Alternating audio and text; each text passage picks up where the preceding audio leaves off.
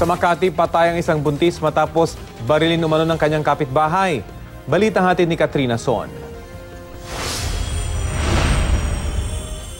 Hawak na ng mga otoridad ang lalaking ito na sospek sa pagpatay sa isang buntis sa Pascua Street, Barangay Rizal, Makati.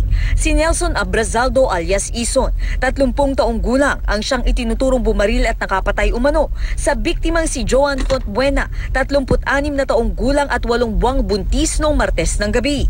Ang 7 taong gulang na anak ng biktima ang mismong kumilala sa sospek. Ayon sa bata, magkasama sila ng kanyang ina nang mangyari ang krimen. Kapitbahay daw nila ang sospek at kakilala ng kanyang mga magulang. Then nagtanong siya kung sino yung unahin niyang babarilin. So yung nanay niya yung unang binaril ng suspect. Dead on the spot ang buntis, ang anak ng biktima, nagawa pang makatakbo upang humingi ng tulong. Pero depensa ng nahuling sospek, wala raw siyang kinalaman sa nangyari.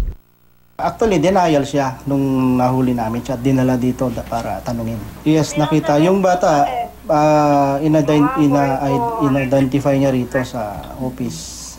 Hustisya naman ang hinihiling ng pamilya ng biktima. Sana usigil siya ng konsensya niya na umamin siya na siya talaga yun, na hindi niya itanggi. Kasi kahit saan makarating, kahit maganda baon-baon na talaga, hindi ko siya titigilan. Paglalaban ko po yung ate ko. Patuloy ang investigasyon ng mga otoridad sa motibo sa pagpatay. Katrina Son, GMA News.